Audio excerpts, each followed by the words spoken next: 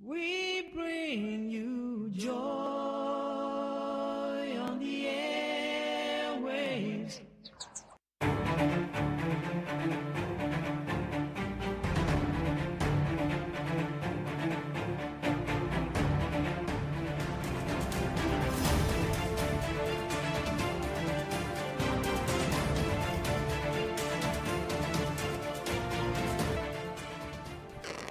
Hello, everyone.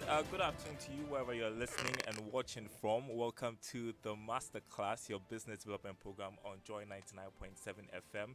And I'm excited to be here today. My name is Daryl Kwao, sitting in for Yao Inim Banafo. And well, Masterclass is powered by Joy Business, as you may be aware, brought to you by Good Energy, Yanara India. And Masterclass is also brought to you by First Code Management Services, Industry Get It Right, and Lancaster University, one of the only British university campuses in West Africa where you can get the right education. We are going to be here till about 2:15 discussing project management, a subject we have been discussing since the beginning of the month of October. It's the 20th day of October, and it's also the 10th month of the year. And I want to say something that Banaf would have said if you were here.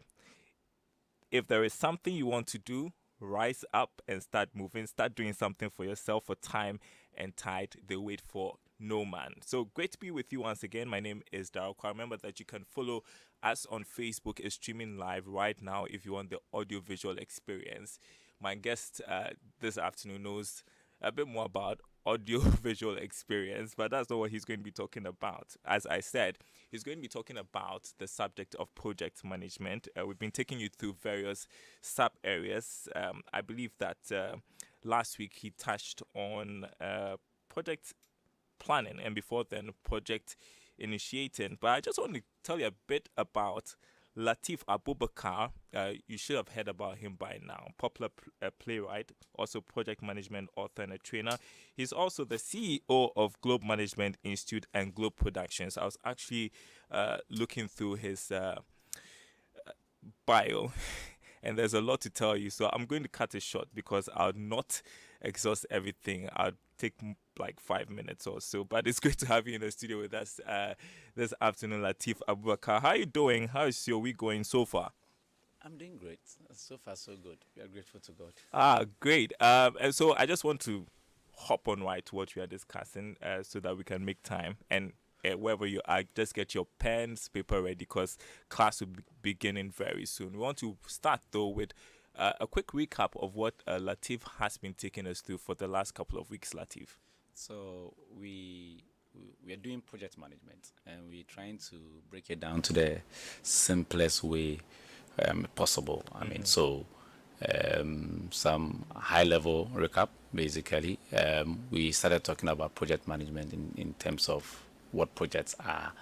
So we went into the world of projects. Spoke about projects, differentiated projects from operations, talked about some factors that affect projects, that's the enterprise environmental factors, and then the organizational process assets. And then we talked about the project life cycle briefly. We also spoke about the project management life cycle.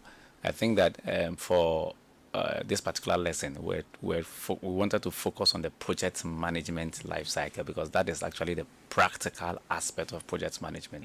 If you want to implement projects be it at home or workplace, you need the practical aspect of project management, which is the project management life cycle. And we said that it comprises of 5 main processes, which is initiating, planning, executing, monitoring and controlling, and closing.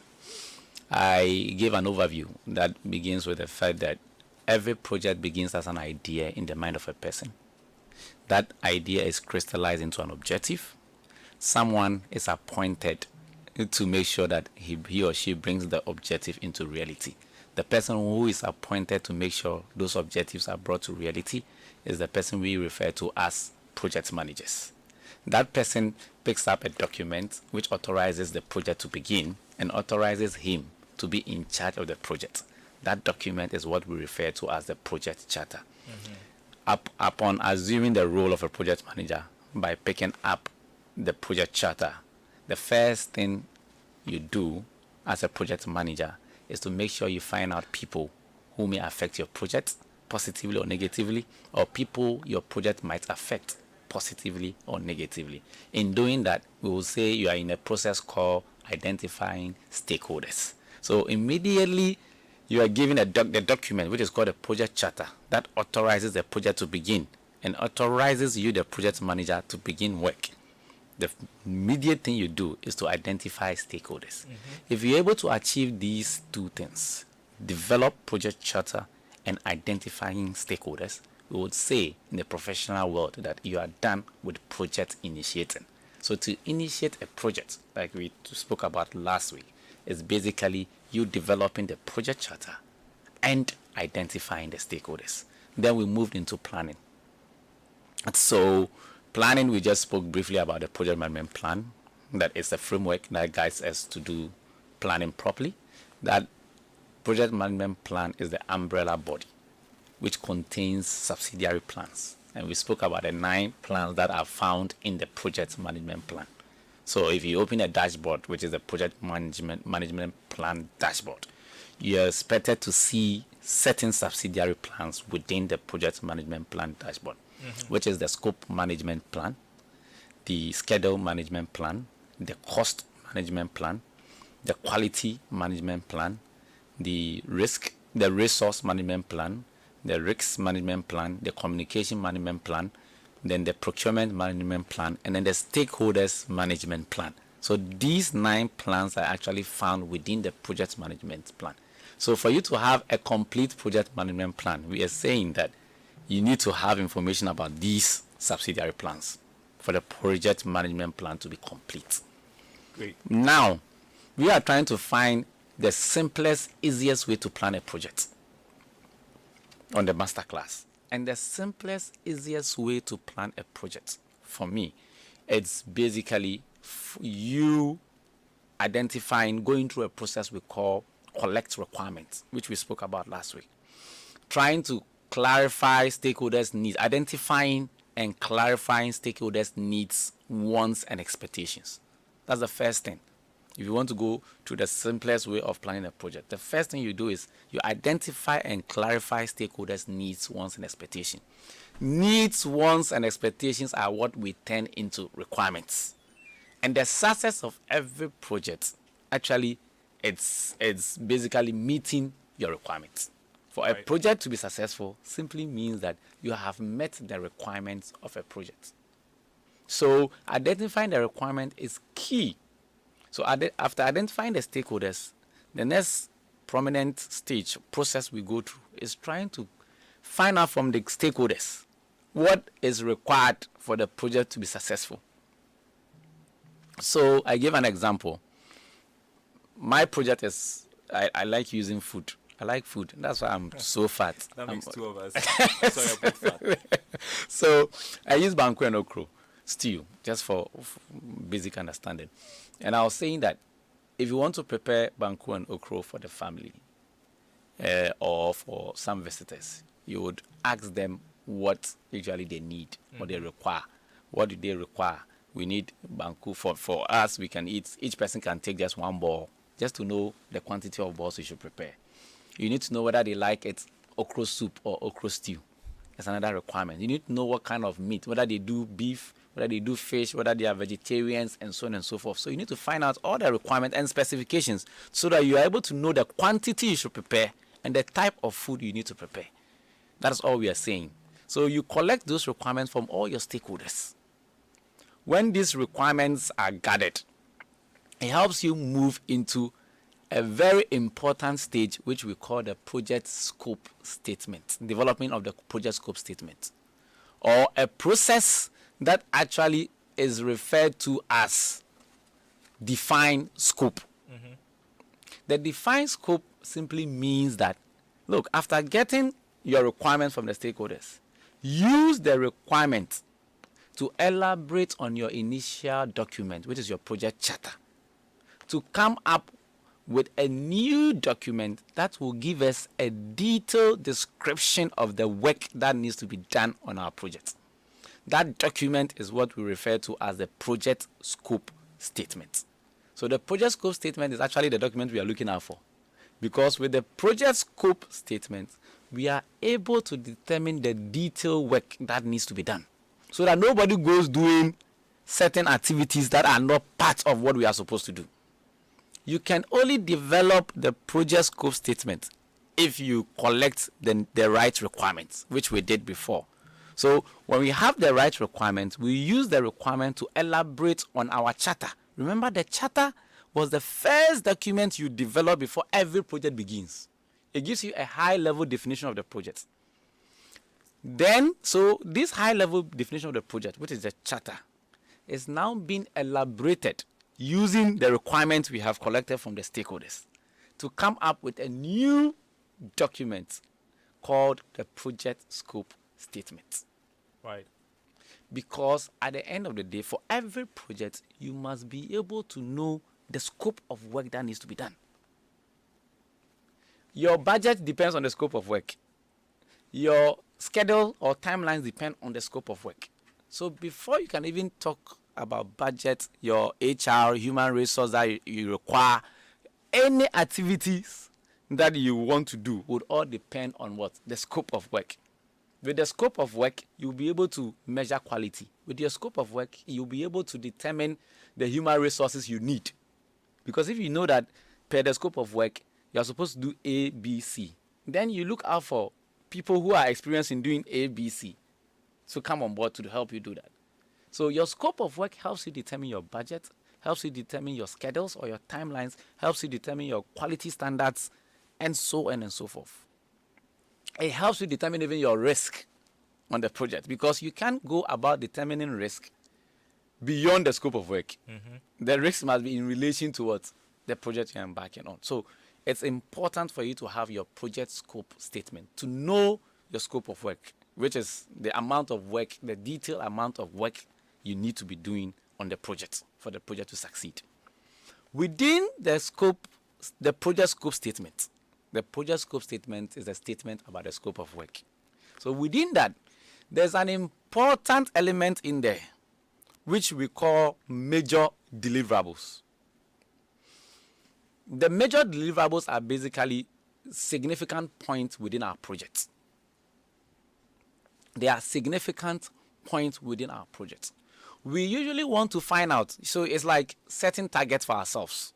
So if I have a project, what are the 3, 2, 4, 5, or 6 major points I will seek to achieve? So you're giving yourself like milestones. They are major. They are called major deliverables or milestones. Okay. We just have to sum it up quickly so we can get on to today's topic. Yeah. Yeah. No. So we are into today's topic. That's the work breakdown structure. Yes. Yes. So that's where I'm going to. Yes, and so I just wanted to point out, just because you brought up the Banco and Okosup scenario, that this is a conversation not just for the high-level business person, but for everyday project management, even if you're cooking for an extended family. It's a project on its own, and that's why it's important that we discuss this, because it's helpful in the long run. So today we are discussing the work breakdown structure. Yep. What does it entail? So I'm just moving into it. I was trying to build into the work breakdown structure. So to develop the work breakdown structure, you need to have your project scope statement. So we are just wrapping up and enter into work breakdown structure. Right. You understand? The work breakdown structure, per the textbook, is plain Dios. It's basically so when I saw it, I was like, work breakdown structure. So the definition per the books says that it's a deliverably oriented hierarchical decomposition of the work that you need to break that down. Before you scare us away. Definitely, I'll break it down. I'm just saying for people reading the textbooks, or people who know, just to give the right definition, and then I'll break it down. Sure. So it's a deliverably oriented hierarchical decomposition of the work that needs to be done into smaller, more manageable components. All they are saying is that you need to break down whatever project you're embarking on into smaller components. From one bigger component to the next, to a smaller, to the smallest, to activities. That's why I said deliverably oriented. So it's breaking down your big project into smaller components until you get to activities. Okay. That is what a work breakdown structure simply means. So let me try and see if I'm getting you right. So with the banku and okra soup scenario, so now I have to think about who is going to be getting the okra, who is Yes. going to be getting the So salt, who is good. going to be getting the meat. Okay, so good. So in talking about the work breakdown structure, I'm actually going to use the banku and okra as an example. Nice. So that people could I love actually that picture. scenario anyway. People could actually picture it well. So we are saying that in moving back one step, Sure. with the project scope statement, there's an item in there called the major deliverables or milestones. We're saying for every project, try to identify 3, 2, 4, or up to 7 major milestones or significant points that when you achieve, you feel that you've met a particular target. That's what the major deliverable simply means. So with our banku and okro, we can say that our major deliverables are 3. 1, prepared banku. The major deliverables or milestones are completion of major activities. And we are saying that those major activities, you should divide your project in a way that when you put those major activities together, you get your project. So 1, prepared banku is my major activity. With my project, banku and okro, we are assuming that the project is prepare banku and okro. That's the project. My first major milestone or deliverable is prepared banku. So we get to achieve that target of our banku being prepared, is our first major deliverable. Our second major deliverable is prepared okra stew. And then our third major deliverable is acquired items. So let's see how it plays. 1, if I have acquired items, done. If I have prepared banku, done. And I have prepared okra stew, done. Don't I have my project? You do. I have it. Yeah. I have my banku and okra. So every project can be divided into 3, 4, 5 major deliverables. That's what we are saying. Okay. And those major deliverables, when brought together, would give you your project. You understand? But then we are saying that the work breakdown structure is breaking down the project into more smaller components. It means that those 3, 2, or 4 major deliverables can be what? Further broken down into activities. So if I pick the first item of the major deliverable, so what we are actually doing is we are doing work breakdown structure now. We go through a process we use a technique we call decomposition. Decomposition simply means breaking down the project into smaller components. So our project is preparing banku and okro. We are breaking it down into our first level. And the first level is what? Acquired items, prepared banku, and then prepared okra stew. So what we are going to do is after this, we'll just put a sketch of the work breakdown structure on social media for your listeners so that they see how it comes out. Then, with the first level we are going to break down the first levels into smaller components. The first level is, the first item is, what do you call it? Acquired items. With acquired items, I can break it down into activities. The first activity is prepare market list. The second activity is go to market. So if I prepare market list, go to market, I'll be able to achieve what? Acquired items. That's what it simply means. If I prepare market list and I go to the market, I'll be able to achieve my first major deliverable, which is acquired items. Yeah.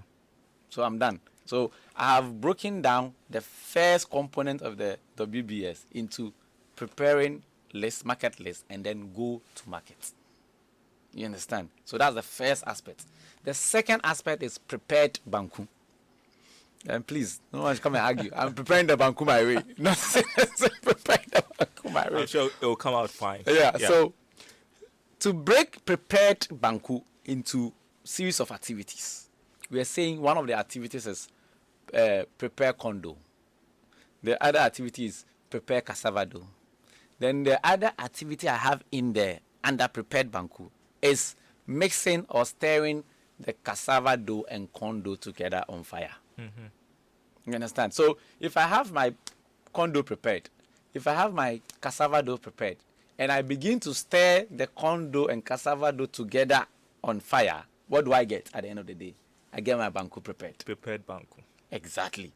So I am breaking down or decomposing the first three major deliverables into smaller activities. That is what the work breakdown structure simply means. The third aspect of it is prepared okra stew.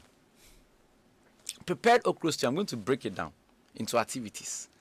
One is, for me, I'll prepare my meat. I'm using beef, so I'll prepare my meat, prepare my stew, and then prepare my okra. At the end of the day, we mix the okra and the stew, and we have prepared okra stew.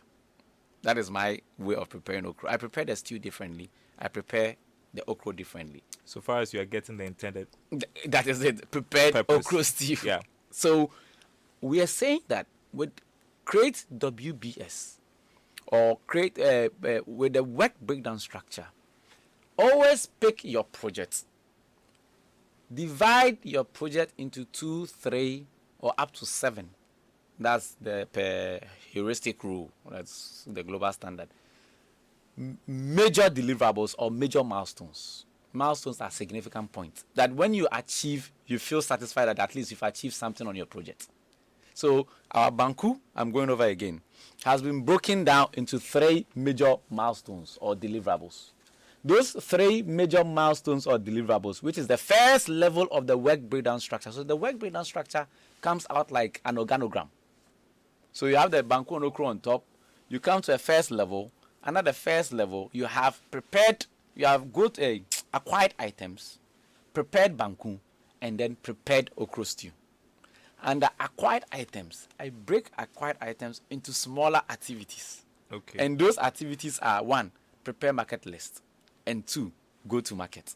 So if I prepare market list and go to market, I have my acquired items sorted. Then I come to the second major deliverable or milestones, which is actually prepared banku. With the prepared banku, I can break it down into prepare 1, kondo, 2, prepare prepare cassava dough, and then stir the cassava and corn dough together on fire. At the end of the day, what do I have? I have my prepared banku. So then the final thing is to break the prepared okra stew deliverable into smaller activities. And that is also quite simple. We are saying 1, the first activity is prepare my meat. 2, prepare my stew. 3, prepare my okra. And I have my prepared okra stew sorted. These are the various components of my work breakdown structure. The work breakdown structure is the backbone for project planning. And you will understand from here. It gives you a pictorial view of every work that needs to be done on a project. So usually when we develop our work breakdown structure, we print it and put it in the project office, big. So you just stand as a project manager and you can picture every component of your project easily. What happens? It has a sister document called the Work Breakdown Structure Dictionary.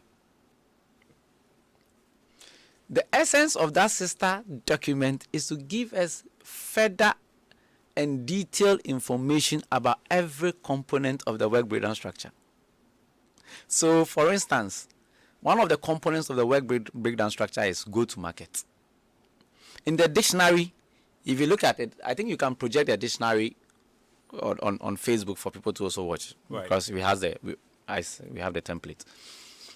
If you look at the dictionary, it gives you all the list of activities that we are going to perform. So go to market, prepare market list, prepare okra stew, prepare meat, prepare okra, prepare stew, prepare meat, prepare cassava dough, prepare corn dough. Those are the various activities that we had after breaking down our project. So it fills the activity column of the work breakdown structure dictionary. The dictionary is supposed to give us a better understanding of each item in the work breakdown structure. So this is information that is standard And that's always available? It's always available. So no, it's information that is determined by the team. By the team. Because you did your work breakdown structure, you have your activities, but you want every team member to understand what each of the activities mean. Right. So if I say go to market, it doesn't explain anything. So I could say go to Salaga Market. If you are supposed to estimate how much it will cost you to go to Salaga Market, what will happen?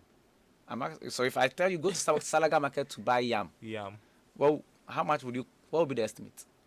I wouldn't know unless you tell. Okay, so rough estimate. You're going to Salaga. What comes to mind? Where is Salaga located?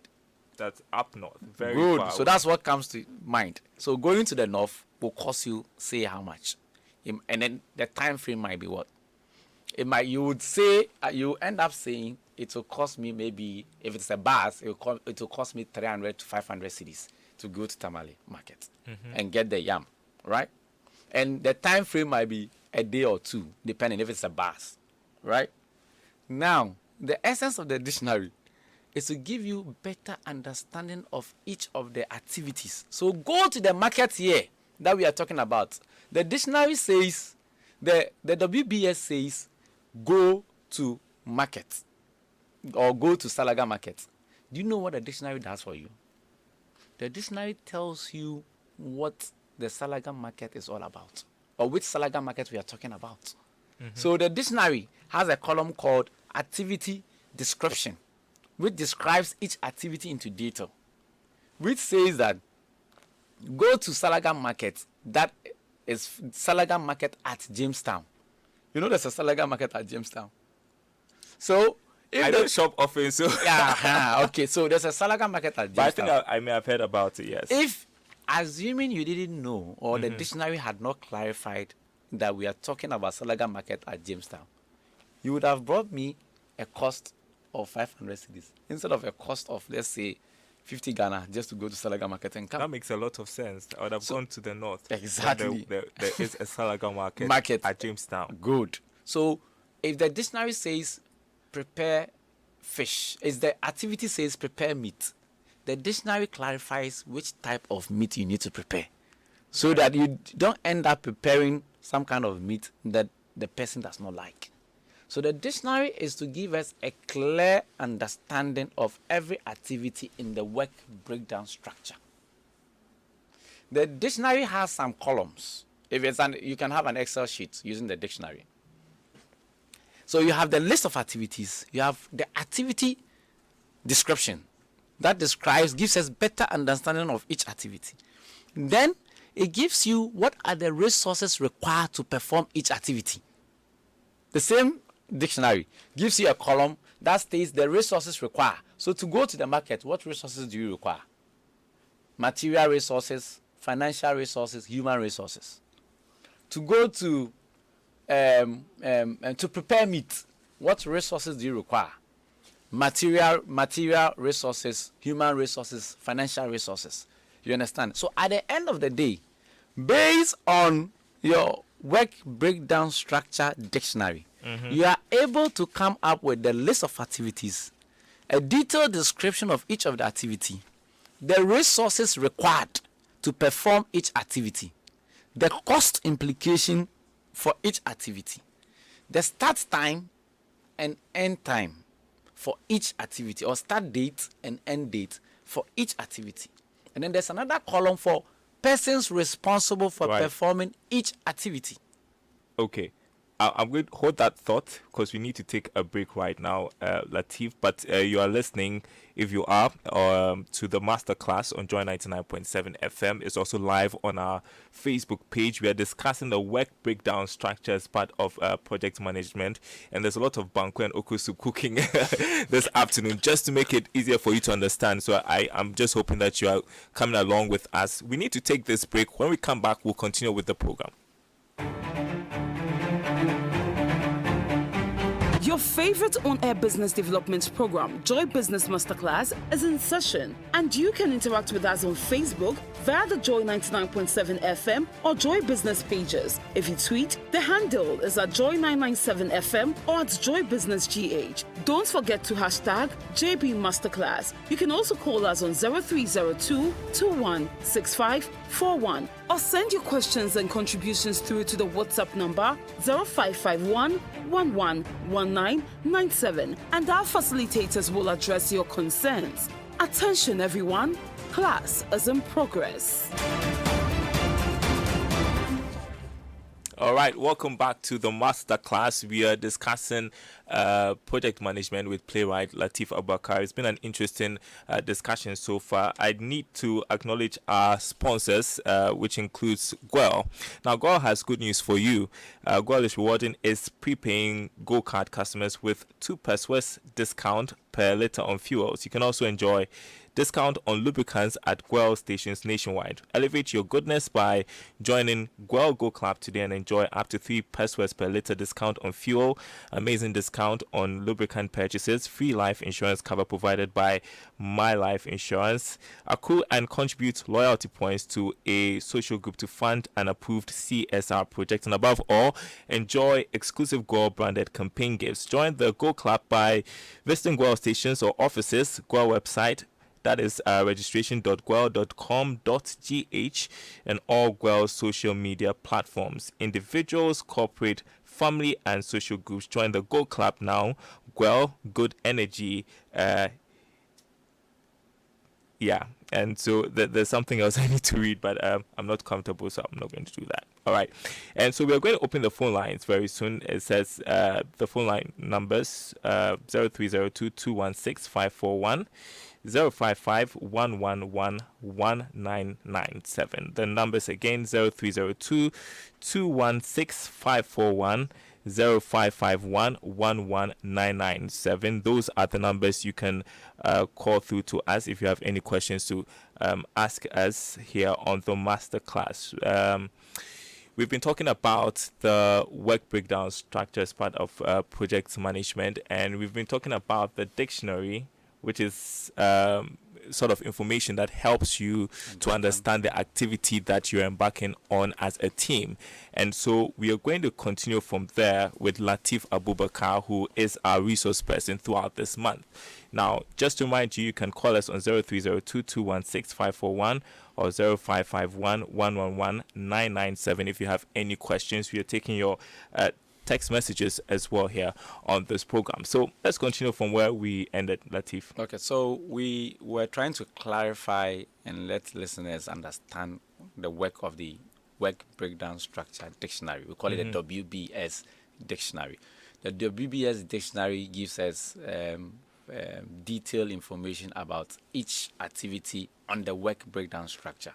And we spoke about the work breakdown structure and said that it's a breakdown of the project into smaller, more manageable components.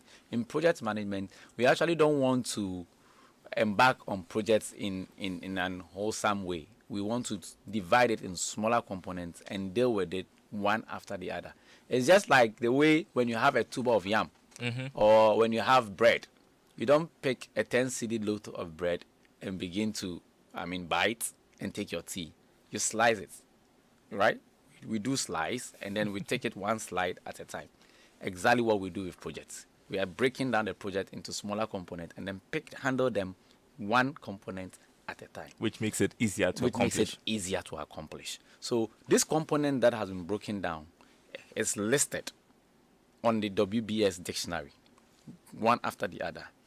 Each of the components, which we refer to as activities, for example, like going to the market or preparing okra, it's an activity, right? Each activity is listed on the work breakdown structure, and detailed description is given about each activity for clarification, for better understanding.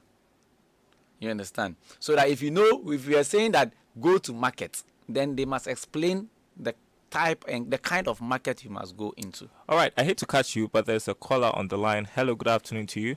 Yeah, Good afternoon, Darry. I hope you're doing well. I'm doing great. Your name and where you're calling from? This is Adman Jesse from tonight, Chama. All right. Your question? Yeah, thank you and your guest for an insightful down. And my question is, as he has broken down, when you are, producing and you want a result, on the think of quality, the type of quality you want, if somebody decides that, okay, fine, I want to do a table, I may need this wood, nail, or all sorts of equipment to manufacture table.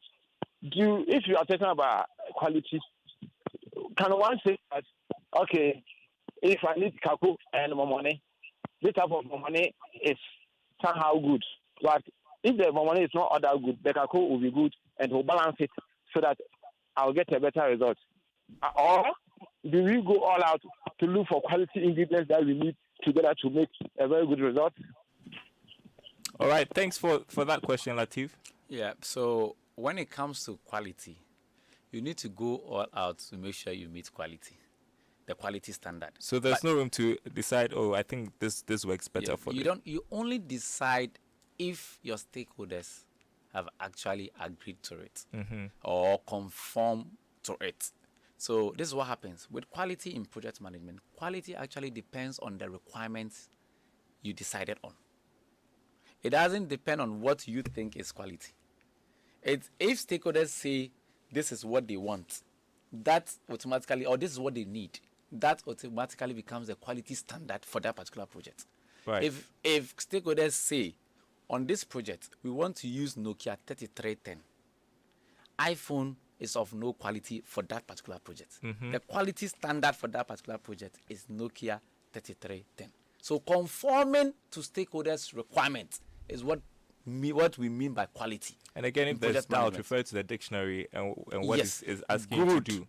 Exactly. If there is doubt, then you can refer to the dictionary, because the dictionary gives us a better understanding of each of the activities you want to perform. Okay.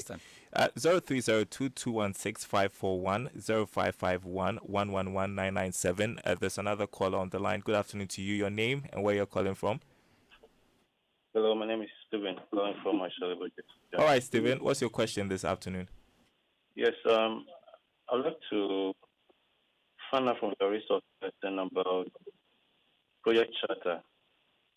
In a matrix system where projects happen in silos, who actually prepares the charter?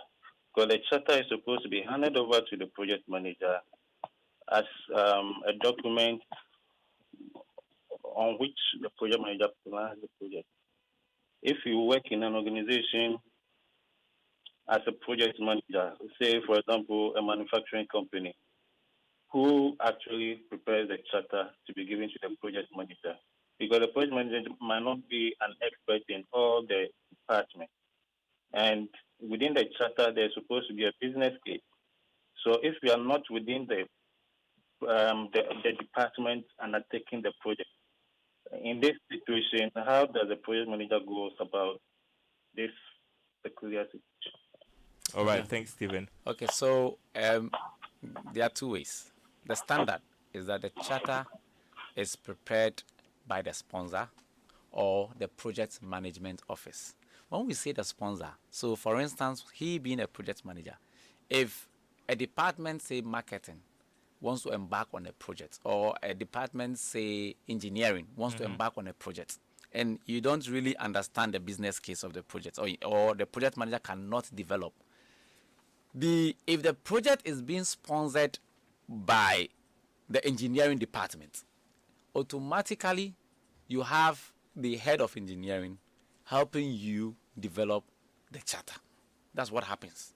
So per the standard, the charter is developed by the sponsor or the project management office. But assuming even the sponsor that has no knowledge in developing the charter, he can consult people to develop the charter.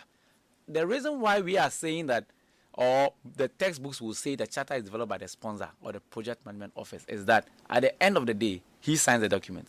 If he consults experts to develop the charter for him or her, at the end of the day, it has to be signed by what?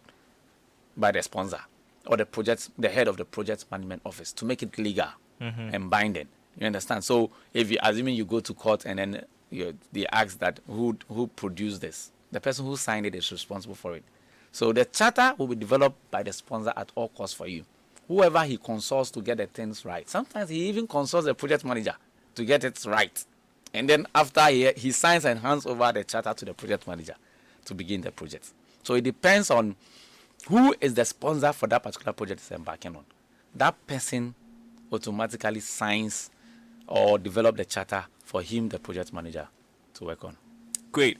There's still some more time for questions. 0302216541 or 0551111997. The numbers again 0302216541 or 0551111997. So what we are saying is that the work breakdown structure with the WBS, the work breakdown structure with the work breakdown structure dictionary. So I'll call it the WBS.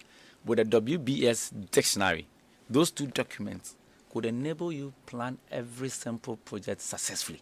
Okay. Because if you have your work breakdown structure, you get to know all the various activities that you need to perform to get your projects done. Then these activities will be expatiated and explained with the dictionary.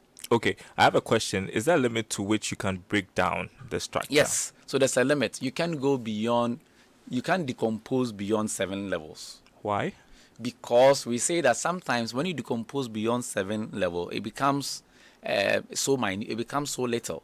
We have a term that says that decomposition is done until you get to the work package level. The work package level simply means it can be assigned to someone. It can be estimated with regards to cost, and then it can be estimated with regards to schedule. So when you get to that level, that it can easily be assigned to someone, you don't need to further break them down again. Because the essence of breaking it down is to make it more meaningful for a person to be able to handle. You understand? So if it's meaningful for a person to be able to handle, there's no need really separate, breaking it down into smaller components again.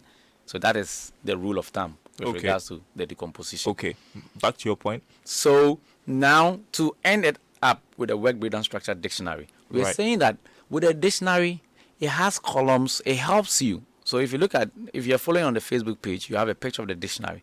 It helps you identify the start time and end time of each activities. It helps you identify the resources required to perform each activity.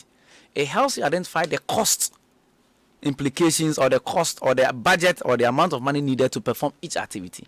And then it has a column that allocates people or helps you find out who will be responsible for each activity that you have listed or the activities that you have on your work breakdown structure.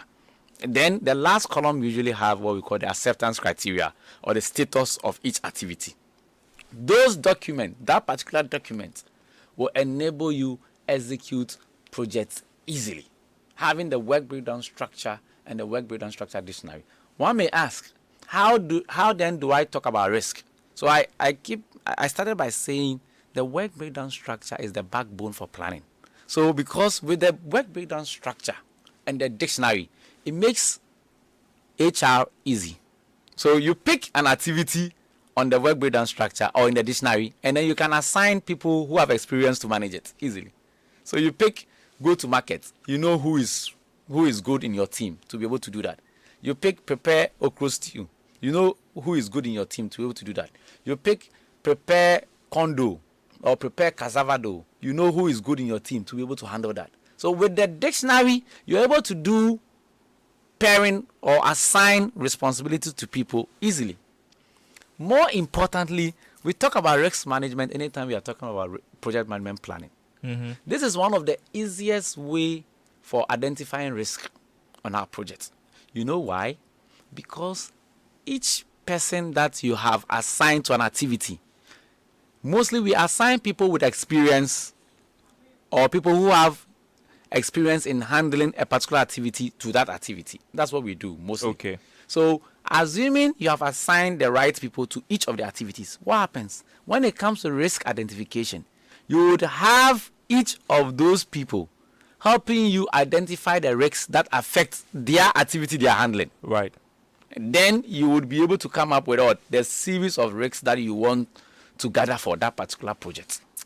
Okay, unfortunately, we are out of time. In fact, we are really out of time, and I enjoyed today's conversation. Thank you so much, Latif, for what you've been doing for us this past month on the subject of project management. Today, we have been discussing the work breakdown structure and the BBS dictionary, which sort of guides you on what to do in your subgroups as you are given tasks to complete a project. We'll be continuing next week on the subject of project management. I want to thank you once again. Latif Abubakar is a project management author, playwright, and a trainer. He's also CEO of Globe Management Institute and Globe Productions. This program is brought to you by Gwal Good Energy, Gwal Yanaraya India, First Code Management Services, Industry Get It Right, and Lancaster University, the only British university in West Africa. My name is Darryl Kwao. I sat in for Yao Inimbanafo, who hopefully will be back next week with you. And thanks for everybody who called into the program, and also big thanks to Sarah Josu, my producer, very niggling, also to Beku Sankofi and Christian Kumi, all helping us today with the program. Thanks for listening and watching. If you watched on Facebook, apologies I couldn't read your messages on Facebook. We'll do that subsequently, but that's it. And well, as we wrap up, I just wanted to say, when I'm cooking my okra soup, I love to cook the okra first and not fry. Yeah, so that's where we differ. But at the end of the day, we still get okra at the end of the day. Thank you, Latif. Ignition continues. Stay tuned.